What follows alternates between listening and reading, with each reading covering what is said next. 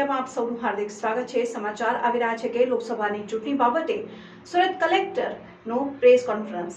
કેટલા મતદારો મતદાન કરશે, કેટલું ચૂંટણી સ્ટાફ કામગીરી કરશે, આ તમામ બાબતે આપવામાં આવી છે માહિતી। મતદાન વધારવા માટે મતદાન જાગૃતિ અભિયાન પણ ચૂંટણી અધિકારી દ્વારા હાથ ધરવામાં આવ્યું હતું, તો ઈવીએમ અને વીવીપેટ મશીનની ફાળવણી પણ કરી દેવામાં આવી છે।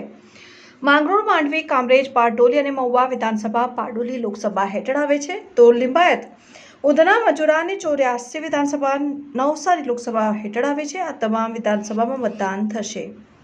સુરત લોકસભા બિનહરીફ જાહેર થઈ છે, તો સુરત લોકસભા હેઠળ સુરત પૂર્વ, સુરત પશ્ચિમ, વરાછા રોડ, કરંજ, કતારગામ અને ઉત્તર વિધાનસભા આવે છે। એટલા માટે આ 7 વિધાનસભામાં મતદાન યોજાશે નહીં। Bureau chief Parmar Bhagirathsinh, news 7 India.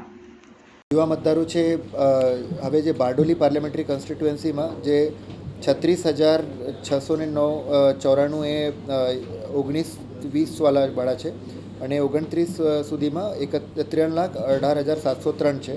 એ રીતે જ નવસારીમાં એકડો 2,66,373 છે, જે સુરત સિટીમાં સમાવેશ થાય છે।